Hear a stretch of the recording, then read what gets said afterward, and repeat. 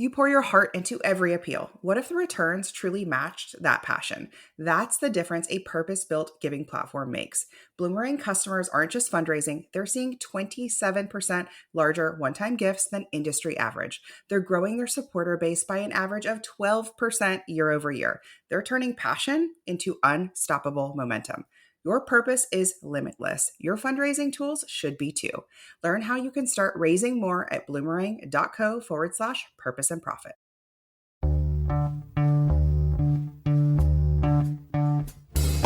Welcome to the Purpose and Profit Club podcast for nonprofit leaders, mission-driven creatives, and social entrepreneurs. Get ready to stop dreaming and start doing. Here, ideas become action. We prioritize purpose and profit. You ready? Let's go. All right, y'all. We have a special guest back on the podcast today. I'm so excited to welcome back Joey Goone, President of Utopia Experience. Now, we're going to be talking about events today. And if you've listened to the podcast for more than a few episodes, may have heard me. And you may think I'm anti-gala, I'm anti-event. You may have heard me talk about bloated, exhausted, outdated nonprofit events. You may be thinking, Christina, why are we talking about events today? So I'm going to first level set with our listeners. I am not anti-event. In fact, I am more pro-event than ever, especially in-person events. We're going to dig into that. I think we are so hungry for that connection.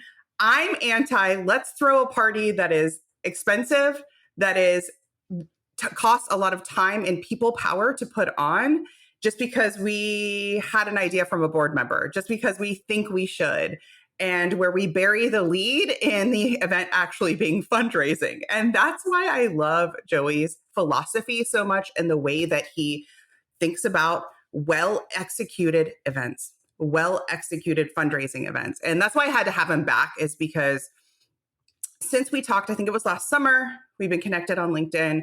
And there's a lot of alignment in philosophically the way that we think about people, the way that we think about gathering. And that was a really long intro, Joey, but I had to level set with our listeners. So welcome back to the pod. It's great to be here. I am so grateful that you think highly enough of me to bring me back a second time. And I also wanted to thank you for recommending this book. Yes. The last time we were together. It took me almost a year because I have quite the book list behind me that I had to get through. But I'm 200 pages in and I'm absolutely loving it. So you are brilliant in the way that you think about fundraising and helping people, and your thinking is expansive and you're wonderful. And I could sit here and compliment you all day long. It's great for you to be here and be on the show. I received them. Thank you. And he's holding up Priya Parker's The Art of Gathering. We will link to it in the notes. It's very synchronicity. I was just on a call with a client this week, and we were talking about the importance of priming your guests before the event actually begins. And that is a lot of what I learned in Priya's book. And so maybe we could start there. Do you want to talk about, should we dig into Let's dig in. readying, the readying of people? Yes. You were talking a little bit in the green room about it. So talk to me about your philosophy there and what you're seeing work. This is going to be so good. I have to take a sip of my favorite black caffeinated beverage here, coffee. We're in good company. What do you got over there? Iced coffee. Yeah. Nice. Iced coffee. Yes, exactly. My coffee cutoff is usually 2 p.m. Central Time, no coffee after that. But up until then, it's game on. Game on. Absolutely. So yeah, let's talk about the readiness of people versus the readiness of logistics. So Priya Parker talks about, or the readiness of things rather, is how she frames it in her book. So she talks about Martha Stewart's event planning guide and how it's focused on invitations. And hey, when I send out my invitations, am I going to do calligraphy, or am I going to have them digitally printed? And am I going to use Eventbrite as a hosting platform? And so am I going to prep the charcuterie board before my guests arrive? And what kind of peppers am I going to have? And all of those things are important. Yes, don't get me wrong. But in that event planning guide on Martha's website, there's nothing mentioned about the readying of guests and actually initiating them, setting expectations where you create a social contract. And Priya in her book gives a specific example about a workshop that she was facilitating. And she sent a workbook out beforehand with a bit of pre-work. And the workbooks give the facilitator kind of a sense of the group. And you get in their heads and you see what they value before they arrive based on their answers. And then you design the experience, the workshop, around what they're telling you and the feedback. And then we weave in quotes from their workbooks. And the pre-work then inadvertently kind of creates a connection with the organizers and the attendees. And by asking for the pre-work, we're creating a social contract and letting people know ahead of time, like, this is going to be engaging. This is going to be active. This is not going to be a place where you just completely disengage and talk about the weather. Like, that's not what we're going to do here. And so that was her example. Yeah. And I want to share an example of how you could do that at a fundraising event, because I think that'd be relevant to many of the listeners. And what we just did, I was out on the West Coast facilitating a workshop for 30 different top fundraisers at a national organization, and top fundraisers nationwide to celebrate successes and to strategize for the future. And at the event's conclusion, the executive team of the entire organization chose one innovative idea to fully support and launch as a beta test. And this winning idea was not about logistics. It was about the readying of people. And so the idea that won was to have attendees submit a photo of someone who they fight for. Oh, that's so a good. mentor or a parent or a friend or a family member. They submit those as pre-work before they show up. When they buy their ticket, there's a little form submission, and you type in a little why blurb as to why this person matters to you, or why they remind you, the importance of showing up for other people and what they've done for you, right? Just very short blurb. You drop the picture in. And these pictures at the event are going to be displayed digitally. And then the table connection activities before dinner and before the program are all going to be centered around guests sharing their stories about the individuals in the photos. And so the guests knew, we pre-enrolled them through the social contract. They submitted those photos, so they knew they came prepared for these meaningful connections. And so 9 times out of 10, I think that organizers want to build stronger communities to ensure that their attendees don't just want to come, but they want to come back. And we have to take it deeper. We've got to get into that emotional, that deeper sense of connection, which creates community in our attendee base, and focus on those emotions and those connections, going beyond the invitations, going beyond the rubber chicken dinner, and focus on human initiation and human potential. It's this idea I've been talking a lot about, which is like breadcrumbs. We want to leave breadcrumbs on the front end. And I think in the last time we had you on, I loved, and it's something I just have referred back to, is the back end after the event. You talked a lot about that being like that week that follows being really important. But these breadcrumbs in the front help seed the experience of what's going to happen. And in the world we live in, I think it's a harder lift to get people to go to an in-person event now than 10 years ago. I don't know. I could be wrong. I don't know if there's data to support that. But it's just like, I think I'm seeing my best friend because I saw something on Instagram that she shared. I think I'm more connected. It's the social media kind of veil. So for that reason, I think it's more of a lift to get people to purchase the tickets to the event. And if we can get them more connected and more excited about attending, we get that stickiness, right?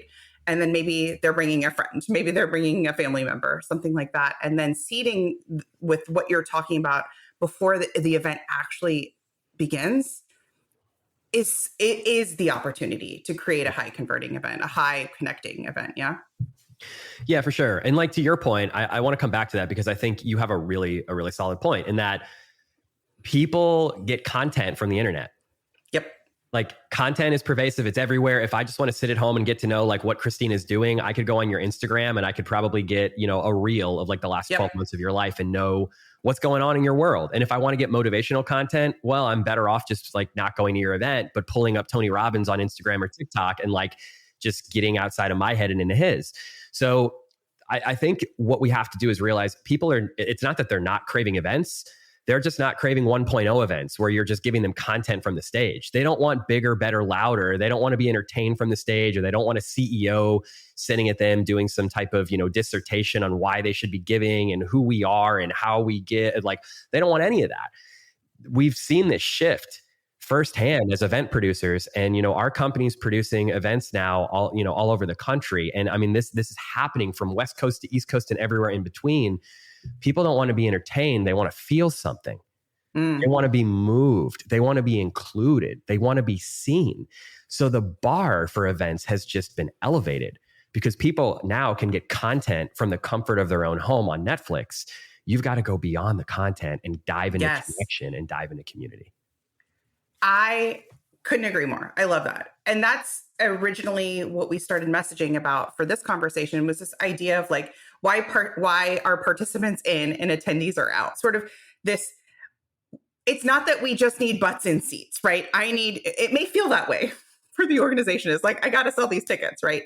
But truthfully, that's not what you need. That's when you get into that very one and done kind of transactional relationship versus creating longer lasting relationships. And again, instead of me and my husband going to an event, us going, we can't wait to go to this event, and inviting our friends and inviting our neighbors, where they become advocates and spokespeople and ambassadors for that event, where there is that connection. So talk to us about that trend that you're seeing of like participants versus attendees. Yeah, well, I mean, I come back to what we just shared with, people submitting a picture beforehand is making the experience really, really sticky by getting them emotionally invested. What comes to mind to me is like, we're just repurposing these ideas. We're taking really innovative ideas, trying to tweak them 10, 15, 20% to innovate them and make them our own, and then pasting them. Like, you don't have to reinvent the wheel every single time you're producing an event. And what I mean by that is this idea of submitting a picture beforehand. Like, I got this idea from an event that I went to after my mom passed away. And it was an emotional wellness event. And I went as therapy because I just lost one of my best friends in my life. And I was dealing with all that emotional trauma. And one of the things they had us do before we got there was, if you're grieving the loss of a loved one, write that loved one a letter, and then we're going to break you up in small groups, and you're going to read that letter out loud to somebody else who's experiencing the same kind of loss. And so that kind of activation and getting me in the mindset before I stepped into the room that I'm going to feel the feelings, my face is going to leak, I'm going to cry, I'm going to feel, I'm going to love, I'm going to connect with another human being who's got a shared experience. Like, that prepared me going into the event to know that that's okay. Like, I'm going to be emotional and I'm going to be vulnerable and I'm going to like strip myself down bare naked, metaphorically, figuratively. And that's cool. Like, that's what this is for. And so I think a lot of that is just the importance of it. It's just getting people into that mindset from the outset. Yes. And getting them ready to be okay being vulnerable and sharing stories with their peers, because ultimately that's what we're all craving, is not more content, but just social interaction and connection. And like, the person who I cried with when we shared stories, like, he shared a story about how his dad committed suicide. I shared a story about how my mom lost her life from stage 4 cancer. And we're still great friends to this day, because that visceral, emotional, raw experience that we shared together was just a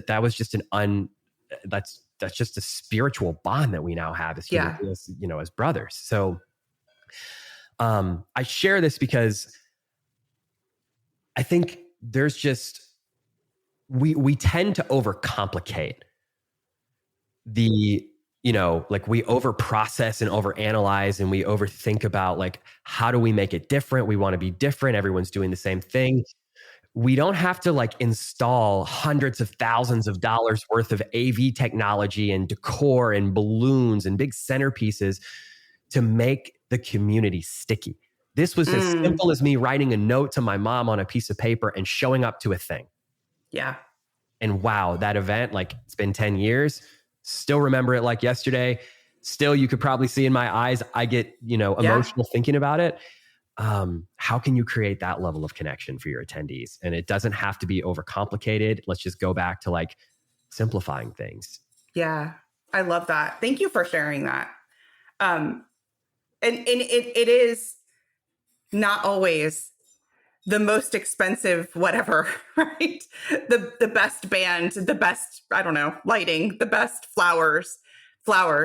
Yeah. I went to an event recently and she was talking about how much it cost to just, the event host was talking about how much it cost to put on the event. And I just was like, huh, like I love flowers too, but that, I don't remember the flowers. Just so I don't remember the flowers. If you polled me and asked me what color they are, I like flowers. I don't know what color they were. I don't know if they were roses. I don't know if they were tulips. I don't remember.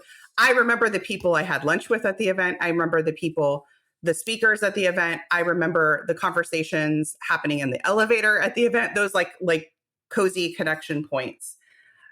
One of my clients hosted she was a newer nonprofit executive director, and she hosted her first garden party about a year and a half ago.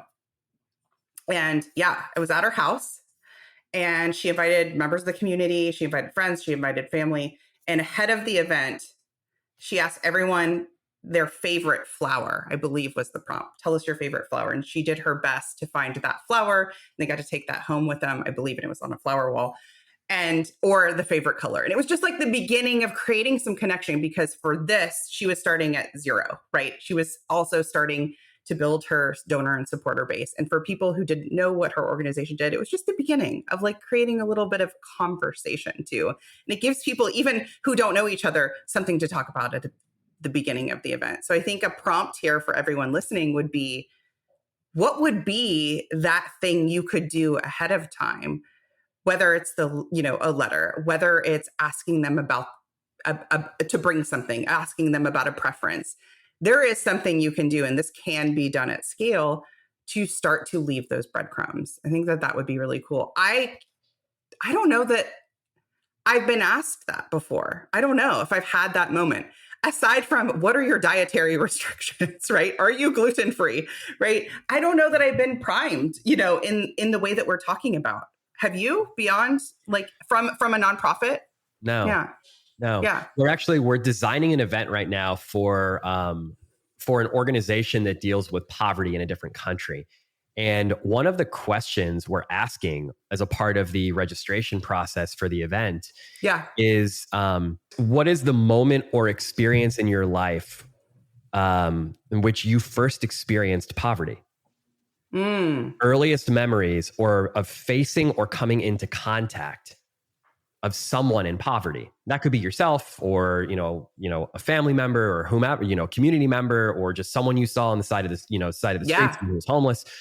And so just priming people so that we kind of understand where they're coming from, because it's an organization that deals with poverty, and we're going to pull some of those stories out and talk about the importance of like, listen, this is pervasive. This affects all of us.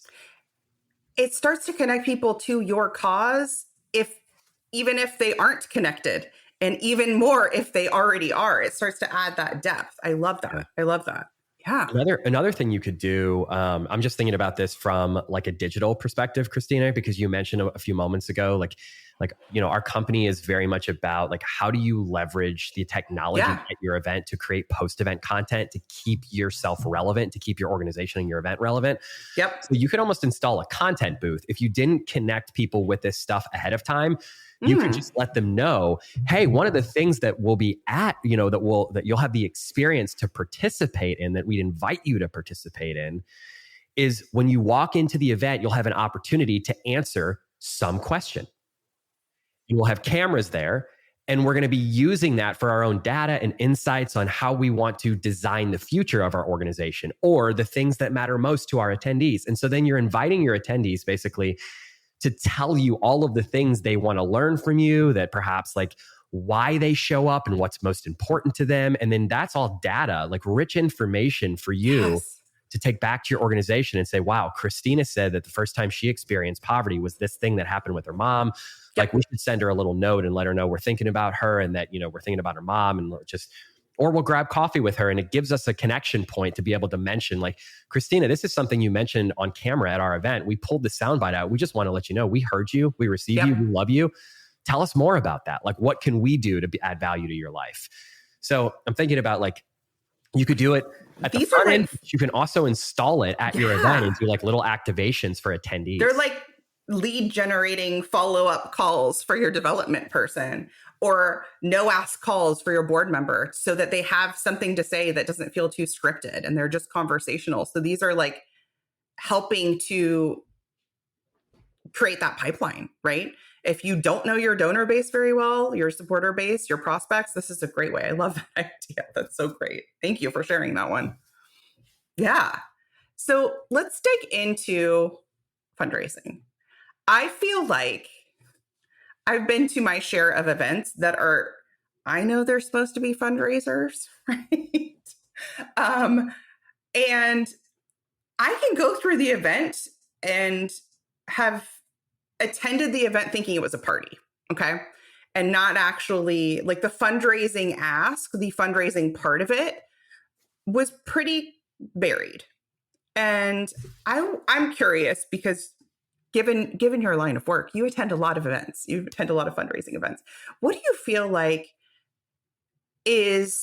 what is a standout event? Or so you could answer it one of the two ways. What has been an event that you attended where you're like, they nailed it? That was the energy of the room, the fundraising ask was there, it was loud and proud, people stepped up.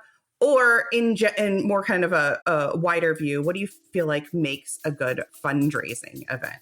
What are some of those elements you like to see? If you're running a small or emerging nonprofit juggling programs, donors, daily fires, this is for you. On Wednesday, August 20th, join me live for the Sprint Method, how to raise $10K or more every time you fundraise. Even if you're a solo exec with no staff, a small donor list, this is about creating campaigns that rally people and actually hit their goal. So you're not doing it alone and you become the kind of fundraiser that people can't wait to support. Go to splendidcourses.com/sprint class and grab your spot now. You don't need another low dollar fundraiser or bake sale. You need this. See you there.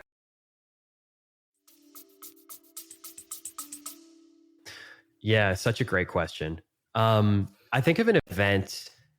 So there was an organization that came to us after COVID, which, was I think in 2021 or 2022, and they were trying to like re-engage their donor base. And what they had done in the past were like large A-list celebrity performances, and people would come for Bruno Mars and they'd sell a bunch of seats, but then people would leave not knowing anything more about the organization. Okay. So thank you for giving that's what I'm trying to say.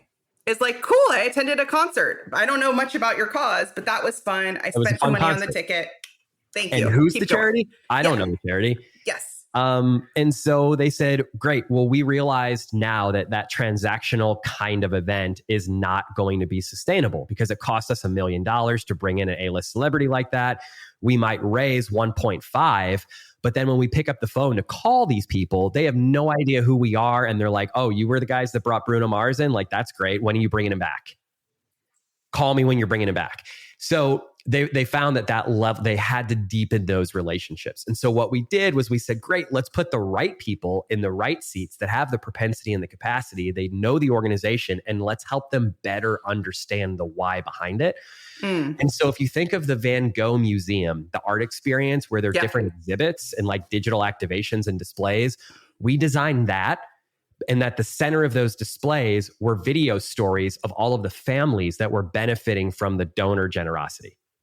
So we had tour guides and we had small groups of people because psychological safety, if you study psychological safety, you know that when like we as human beings primally have largely existed in tribes, and we connect when we feel safe in smaller groups. It's just the way the human brain is wired. And so we know that those groups shouldn't be any larger than 40 people because that can feel intimidating and overwhelming, and no less than really 4 people. So we put people in groups of 10 to 15, and we took them to these different activations, and they saw the stories of these families that were benefiting from their generosity. And that is the piece, like the human initiation. We're not just giving them content, we're giving them opportunities for connection, and we're building community because they're going through this visceral emotional experience as a shared connection point where they're turning to each other and they're like, I had no idea. Like, wow, can you believe like we only gave this much money, but like, look at the impact we've had. And they were turning to each other, and there were tears, and there was laughter, and people making dinner plans by the end of the whole act, the end of the tour. And then they sat down, and once they were initiated and had the opportunity to share stories with each other, then we went into the formal program. And like, this isn't I I use this as an example because it's relevant and it's topical, and it's like, it's something for me that, that comes to mind. But this isn't like I'm not just patting our team on the back and saying great job. Like, there are other organizations out there and events that I've attended that are not produced by our team that have done an exceptional job. And I'd be happy to unpack what those are. I think too. what you're also bringing up is like this breaking of the fourth wall, which is, instead of just showing the formal program, instead of just showing the boilerplate video, right, is giving the people attending an opportunity to talk to each other. But first we have to give them a reason to talk to each other outside of like, so what do you do for work? How's your day today? So putting them through that immersive experience gave them a topic, gave them, it like opened up the conversation. That is, and that is something that you may be thinking, well, how am I going to put an immersive experience on? Right. I can like hear them. But I would argue there's 20 different ways you can do this. It is possible. So it doesn't have to be Van Gogh level immersive experience. If you've seen that, it's very cool. But there's so many different ways you can bring people in and then pause. And before you just let that lead into something else, giving people an opportunity to have a conversation around it. For sure. Yeah. And I would share, I think this installation, the immersive, like the production and the video, the pre-production and all of that, there was about $120,000 all in to do it. The organization ended up raising $500,000 the night of the event. So, there was about, I think after all expenses were paid, they made about $300,000 all in on this. But what happened afterwards was so much more powerful. They raised an additional $1 million. That doesn't surprise me at all. They had like stickiness and like, hey, by the way, we had cameras in the room. And so we knew like which donors were feeling the most emotional and which donors were like connecting with other donors. And so that gave the development director and the CEO touch points and connection points to follow back up with people, because we sent them all this footage and we're like, hey, these two were really hitting it off. Maybe you facilitate some type of thing with them in a smaller group and bring them together as donors and figure out what they want to see at the next event, or what they were most excited about, or what resonated most with them. So following that framework and that formula, they raised another $1 million, not by asking for money, but instead by asking for advice. And there's a I don't know if it's a Robin Sharma quote or somebody's like, ask for money, get nothing, ask for advice, get money. Yes. Yeah. So that's always the icebreaker. What do you think I should do here, dear donor? Yes. So I go back to that organization and I'm like, hey, what do you think about the $120,000 you invested with our creative team? And they're like, the $120,000, that was nothing. We made 1 point whatever million. So I think we have to start framing it like looking at opportunity and possibility, and realize like there is a cost associated with that. Maybe for your organization, it's not $120,000. Yeah. Maybe it's 20, 30, 50,000, but like you got to invest the money in the strategy. If, and to your point, Christina, to have the technology there to help build the top of the funnel pipeline and the marketing approach afterwards, you got to invest. I think there's a couple of things I really want to dig into. One, don't be so short-sighted on the investment cost, because if you looked at 150K, 120K, you could be like, that's too much. But when you look at what it produced in the ROI, it's a no-brainer all day, every day. And it takes a little bit. There is a little bit of a leap there in making that investment, right? So you have to go, okay, is this a worthy investment? Is this aligned? And this was a really great example of that. So there's like that like front end. And then as you were sharing that example, I was reminded of another event I attended. And this was really more of a conference. And you're just saying how your team sort of flagged to the organization, hey, this person seemed to be very touched. This person seemed to be very engaged, so that the organization could then reach out, right?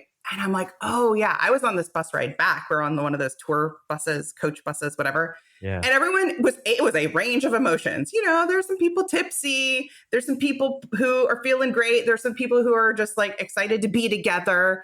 And there was a couple of different people who are very emotional. And they were so connected. And so like it really clicked for them. This event really clicked for them. And I'm like, oh, what an opportunity for that organization to have been flagged of like, these people, these are your warm leads. These are the people who are most engaged with the event. These people you should reach out to. we forget. I think we forget. We think, and this kind of goes back to, we think the event's over. Thank God we did the event. It was so good. We hit our goal, whatever it is. And then we're like, donezo, right? Wrong. We gotta keep that nurture cycle going. Yeah. Yes. That's so good. That's so good. And like, how simple is that? I think it just comes back to what I shared earlier too, is just it's more of the same. Like, we're just overcomplicating the process and just like getting back to the core humanity of like, we have a tendency when like we're in the fire. Tony Robbins says it's so hard to see the forest through the trees. It's like when you're in the forest, all you can see is what's right in front of you. Or like when you're in the fire, it's very hard to see outside of it. Like, gosh, Christina, it's so important to just get back to the humanity of business. We tend to overcomplicate and transactionalize and throw systems and processes at it. Like, strip all of that away and just realize, like, my gosh, the power of turning to the person next to you and asking them a question about the experience, or like what resonated with you. And that's it. Why you could be anywhere in the world tonight. I see you're very emotional. What resonated with you? Why'd you decide to show up? Why are you feeling the way you're feeling? Help me understand. That's right. Yeah. That pick up the phone, people. That's it. Pick up the phone, write an email, send a personalized video. To this point of overcomplicating, I'm curious, is there an event element or strategy that you feel like generally kind of flops? And is there one that always hits? Is there kind of something that comes to mind there of like, and said another way, when you have a client who's like, good news, Joey, we're going to do X. You're like, oh, please don't do that. And you're like, let's do Y. Does anything come to mind when I say that? I think bringing in a creative agency is the best thing that you can do, whether it's us or someone else. And I'll share an example. And I don't just mean a creative agency that's going to help like with the event planning and producing the show. I also mean like a fundraising person like Christina, who's going to help you with strategy. I mean a fundraising auctioneer. The events that I see flop are the people like the executive directors and the CEOs who are far too close. Just to come back to that last analogy, they're too close to the fire. They can't see the forest through the trees, and they get up there and they're so passionate and they're awesome and they're wonderful because they care so much, but nobody else resonates with them on the level that they're like the data and the insights and like all the change work that y'all are doing. That's wonderful. Keep that for the L10 meeting or the board meeting or the strategy session or whatever at your office. Hire the professional fundraisers and creative agencies that could come in and take some of that emotion out of the decision-making and install some strategy as to like, this is what we know works. Here's the framework. And just let us run with it. That's not to say that you can't be involved in the creative process. I just think that you'll feel such a weight lifted off of your shoulders when you have a strategic team as a sounding board that has the insights to say, your CEO getting up there and going rogue for 40 minutes when we give him 5, probably not the right move. But then your CEO has to have the level of like humility to step aside and say, that's okay. Like, it's not about me. Mm-hmm. Yes. So it's about the leadership team as well. Totally. So more philosophical answer than like a hard tactical, like, no, I like it. This doesn't. I think it's just those approaches are really important. I think I'm hearing it's not always the CEO. It's not always the executive director who needs to be spotlight, microphone, doing all the talking and leading. And in fact, that can hurt, not help. Right. They absolutely are still involved. They're there. They're working the room. They're doing all of the things, but they may not be the right best person front and center. And I would say, so my dad is an antique dealer, or was since he retired. And so I grew up in like the auction world, and like it was a production. He would have auctions maybe 6 times a year, and people would come in out of town, and it was like hype. Like the energy of a true auctioneer is something unmatched. So much so that when you give the microphone to like Joe in accounting, who said he could be the lead auctioneer, like it's the difference of thousands, hundreds of thousands of dollars. It's the difference of an event experience. And so having the right people in the right roles affects the entire energy of the room. It affects, like, I know I've been places where I'm like, can we just like, do we have to say bye? And you just want to leave because like the vibes, quiet. Or you're like, oh my gosh, I can't believe it's already 11. This was so amazing. This was so fun. This was so connecting, right? The right people in the right roles are so, so key here. And it's worth investing in. And it's worth maybe having hard conversations with your CEO on that. For sure. And the first time we worked with her, just to snowball and the auctioneer, like the first time we worked with a professional auctioneer as an organization, I was like, holy cow. Like she was up there. Shannon, do you know Shannon Eason? Yeah, I know. I know her work. Yeah. So she was up there and she did an Oprah moment with a Mexico trip because like 14, 15 people raised their hand. Yes. And they're like, yeah, we'll go for 5,000. And she's like, you get a trip and you get a trip. And she took a $5,000 trip and converted that into like $60,000, $70,000, $80,000 by selling multiple of them. And we're like, and here's what happens. Accounting is not going to get that. Here's what happens. Let's say I don't want that trip. I'm not interested, or it's out of budget, whatever. I'm in the audience. I'm feeling that energy. You're going to see my paddle raise so hard on the thing I want. This is real life, true story, because I'm in the hype of it now. Like I'm excited. There's a lot of that snowball effect that happens. So when we see one person be really generous and then two and then three, so the whole room changes, whether it's the trip or an auction or anything. Even if the goal of your event, there's no auction, let's say. If the goal of your event was, Christina, we want to get 200 people to sign up for our monthly giving program, right? Even if there's a leaderboard happening and I walk in, there's 4 people that joined, but then I start to see that snowball effect, what is going to happen? I'm going to be like, well, I want to see them win. Of course I'm joining. We need that. We need that like hype. We need that momentum. And I think having a captain, a coach, a hype person, an auctioneer, spearheading that energy in the right way is the difference between a moneymaker and a not, a goal hitter and a not. 100%. Worth the investment. Yeah. 100%. Every single time. Oh, I love that. I raised my paddle too, by the way. I was an attendee in the room. Yes. I also want to offer that like, it's not just the auctioneer. I guess it depends on the size of the event. You tell me if this is normal, but in the actual auction world, like not nonprofit world. So it would be like auctioneer, like blah, blah, blah, blah, blah, guy. And then it would be out in the crowd, the like deal closers. The bid spotters or the people And they were as essential. I can picture them. I'm like 8 years old. They're always on a knee. They've dropped a knee. They've run out to the far, and they're closing the deal. They're coming in close. They're talking to the prospect, right? They're, I know. Come on. They're like, those are also your players too. And then again, I'm watching this going, what's the next thing? What's the next thing? And so I love an auction, of course, but this is not just about doing it in auction, but it's about having the people too, beyond that one person who's the kind of the lead there, being your networkers, your closers, your warm-uppers. Yeah. I could talk about auctions. I'm totally with you. And like the team that's out there and just having them whisper that encouragement, like to get in between my spouse, Stephanie, and myself and be like, this trip was designed for you guys. Like, this is it right now. You want to go to Mexico?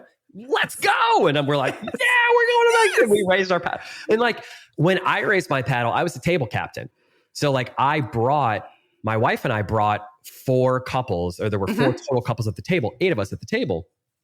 And every single one of them didn't want to be like, oh, well, Joey and Steph brought us, like, we need to also do our part. They all raised their paddles. We all went, we didn't go together to Mexico, but we all won that same trip and helped raise a boatload. Our table raised $20,000 for the organization just in that one live auction item. I love that. Talk about like that kind of momentum where you're like, we did that table. We like did high fives. Yeah. Yes. They felt a certain responsibility because we were raising our paddles, but they also too were so caught up in the emotion of the room just erupting. It was awesome. I also think like one of the things our creative director talks about when he's filming fund to need videos or purpose videos for organizations is to do the climb at the beginning, like the hero's journey, and then you do the dip. And the dip is let's get real, raw, and emotional. But then you have to leave people not from a sympathy, giving from a sympathy pity state. You want to bring them back up with encouragement and inspiration and love. And so we follow that format, not just for the videos that we produce, but also for the event. So like we always do the fund to need first.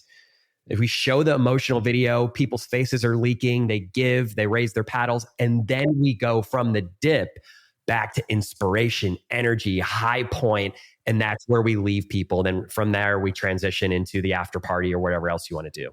I hope everyone wrote that down, because that is the secret there. Because what I see, and this is very common in marketing, so this would be for-profit, nonprofit world, you can get somebody to buy a thing or donate once off of like stop the bleeding painkiller, right? Of like something that's the down point that you described, right? Of like, this is really heavy and hard, donate once, right? But when we actually give them something aspirational, future focused, what we're working towards, that's the vitamin. That's, to me, the longer term donor. And having that arc in an event is really smart, especially to leave them in the place of like the aspirational, where are we going, showing them what's possible and inviting them to give there. I think that's so good.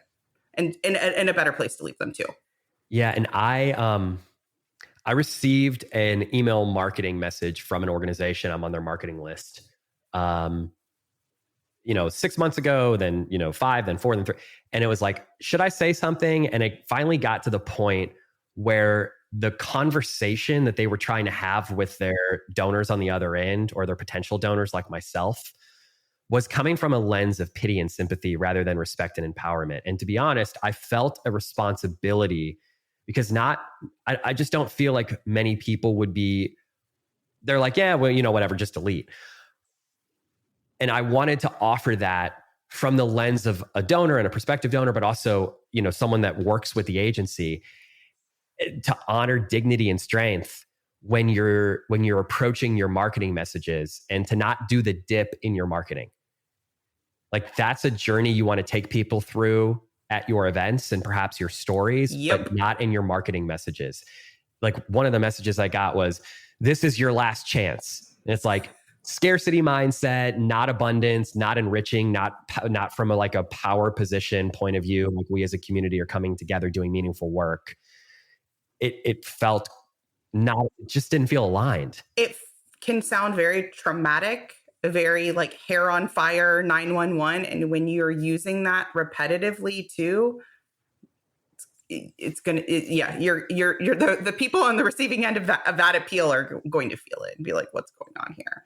Right. I think it's different when it's an emergency, like an emergency relief something. But this scarcity, this is your, no. I think that's really smart to kind of look out for in messaging. I shared with her from a place of love, and I hope. How'd it go? I haven't received a reply yet. Okay. My email was pretty soft, and I was coming from like a place of, listen, I'm the CEO of our company. Like, I'm leading the ship here, and like, this is how it came across to me. And as a friend to friend, CEO to CEO, I just wanted to help you understand how it landed with me. And I don't know that I'm the only one. Perhaps I am, but I just wanted to share this feedback and give you a different perspective, because your organization matters so much to me, and I want to see you succeed. I'm glad you did that. I am too. Like, I feel a certain level of like, I hope she received it and receives it in the way that I intended, because I wanted to come at it from like the lens of a partner and a collaborator and a friend. Yeah. Someone loving on them. But I think it put her on the defensive, given that it's been over a week. I've not received a reply. But if she ever hears this, I hope she knows that I love her and I love her organization. I want to see him win. That's all it is. That's it right there, is you just want to see him win. Yeah. I'm curious, as we look ahead, lots of changes going on. If you read the headlines for our sector, you could feel a type of way, a sad, right? If just lots going on, whether in and out of the sector, in the economy, et cetera. And I'm curious for you, when you think about events, when you think about nonprofit fundraising, when you think about this work, what do the next few years look like? Where do you think events are kind of trending into what's working? Walk us through your vision for that. Yeah, I think, I could just rapid fire if that's helpful. Because there's so many things that come to mind. Yeah. I think attendee experience is the new ROI. Events are being judged less on how flawless they were and more how people felt. and how connected they were and the sense of belonging. I think shorter, smarter, more immersive experiences. People are burned out from content overload because we get it from our like open my email. Like I get a couple hundred emails a day. It's insane. And I'm not the only one. I'm sure many of you out there feel that same pain. It's like content overload constantly. Like our brains are overstimulated. There's so much information. How do we discern like what information is most important? Don't do that at the event. Don't just bomb drop information from the stage. Make it less about content and more about connection. And you can do that in a shorter time frame. So 2 to 3 hour events instead of 4, 5, 6 hour events. Live storytelling, wellness activations, tech experiences like we've talked about, those immersive activations that connect people to the mission, but also to each other. I think budgets being restructured, not cut. It's not always about spending less. It's about spending more intentionally. Thank you. Louder for the people in the back. It's not about spending less. It's about spending more intentionally. I come back to like, Christina, I know you're a marketing person through and through, and that's like, you're really good at it. I think people need to be using their events to create evergreen material for your marketing and your content follow-up strategy. And how are you going to leverage insights and nuggets from the event to inform your follow-up strategy? You've got to be doing that. You're spending hundreds of thousands of dollars on this event. We just spent 45 minutes talking about how your event could be a donor pipeline and lead gen pipeline if you do it right. And it can be. Not like we made money on this one day. Yes. Multi-use content is king. Thank you. Yes. Events are not just one and done. And if your event is one and done, like, let's rethink it. Yeah, for sure. You've got to retool it and re-engineer it. And you're one step away from making it work much better for you and up-leveling the level of efficiency and effectiveness from your event, because it literally can inform your next, like your marketing strategy and your follow-up strategy to fill your pipeline for the next 6 months. And it should be doing that. It's all like donor stewardship and cultivation can be happening at your event. That right there. Yes. Amazing. Gen Z and millennial donors changing the game. Values-driven, community-oriented. Like our company now, we've got a bunch of Gen Z full-time employees. We now as an organization, we ask like, hey, what should we do as a group? They want to donate. They want to volunteer. So now as an organization, once a month, we go and donate as a full-time core team. And so I think like finding teams like ours that are philanthropic, that have Gen Zs and millennials that want to give back, that want to donate, that want to get their hands dirty. Like tomorrow, actually right now, we've got a team of like 7 or 8 people that are volunteering for an organization in downtown St. Louis that needs help.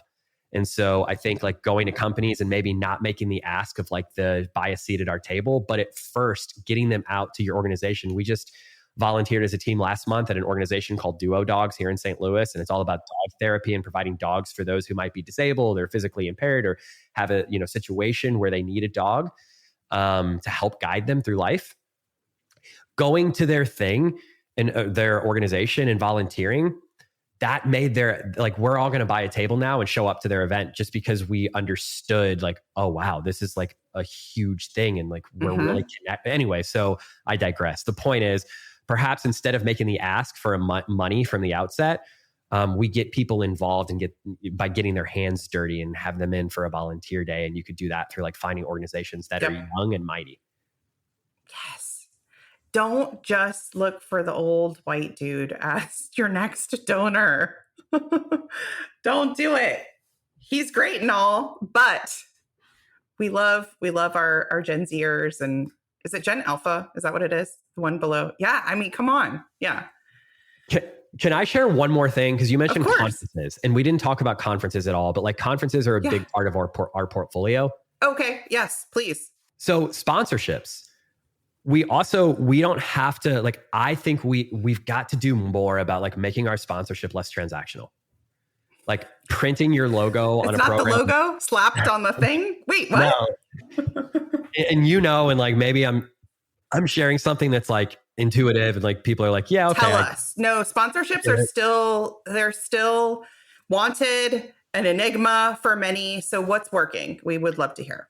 Two things that recently worked for us at events. Number one was a content installation that was installed at an entrepreneur association event. It's a nonprofit organization. Yep. About 1,000 people flying in from all over the world. We had a content activation booth where entrepreneurs could walk into that booth and record social media content for their businesses. while they're on site and leave with something tangible beyond the connections that they make that are obviously the intangible. And the whole thing was sponsored and paid for and underwritten by someone who was like, I want my brand all over that. My mouth is open for our listeners, non-YouTube watchers. That's such a good idea. What a great sponsorship opportunity. So that was one. The second one was we had a sponsor at the $50,000 level, sponsor massages / spa day for all of the attendees checking in. And so how we did the activation was people walked into the lobby, they're checking into the hotel. There were a bunch of TV screens with a QR code. They scanned the QR code. It was Mr. and Mrs. Sponsor, founders, executives in the company introducing themselves, very quick, 30 seconds saying, hey, you landed. Welcome. You made it to the right place. And to welcome you here tonight, we have a welcome reception at 7:30 p.m. It's noon now. You're checking in, hanging out, whatever. We just wanted to invite you, like, the hotel has ramped up their spa services for today for all of our attendees because we want to sponsor a 15-minute thing for you in the spa. That could be a hand massage, a foot massage, a facial, a pedicure, a manicure, whatever you can do in 15 minutes. My company is completely paid for it. Once this video is over, you'll see another QR code to book your spa time. Go pamper yourself because, you know, you're here for the next 2 days. Like, you're going to be learning a lot and your brain's going to be filled with a lot of information. So decompress, chill. We know the airport stress and the travel is probably sitting with you. We want you to leave all that here at the spa so you're ready and prepared tonight for the reception so you can actually, like, really dig in and connect. So the sponsor in that case was a third party, not the spa, correct? It was Correct. a third party. I love it. Love it, love it, love it. What traveler is not going to go get this massage? The sponsor was a celebrity because you bet your butt every single person that took advantage of that spa thing went to thank that sponsor personally because they had a booth. And they're like, 1000%. Oh my God, it's the celebrity spa person that, like, gave me a 15-minute massage yesterday, right? So, like, yep, really smart. Okay, so good outside the box ideas. I like that. That's really good. Think outside the box. It didn't cost the organization much more money, but people were talking about that thing because no one else at any other conference that they'd ever attended had done anything like that before. That's it. That's it right there. Yes. Thank you so much. This has been such a wonderful conversation. So I appreciate your second time back on the podcast. I know our listeners are going to be so appreciative of your insights. We ask every guest to share an affirmation, mantra, just a thought they like to think on purpose. So I would love it if you would share yours with our listeners.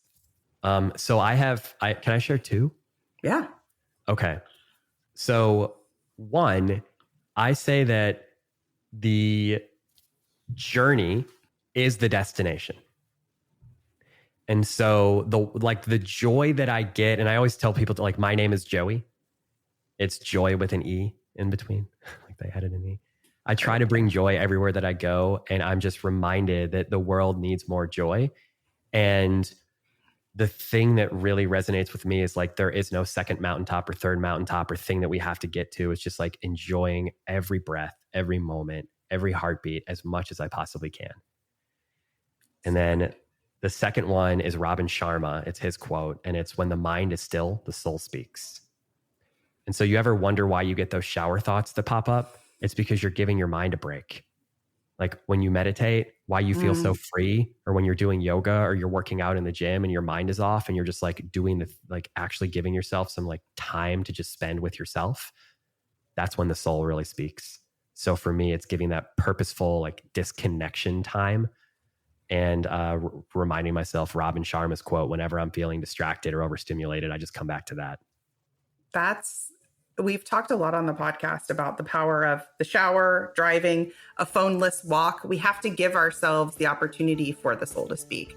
And when you do, that's when the creative ideas come in. That's when the courage comes in. So I think that's a perfect place to end. Thank you so much for coming back on.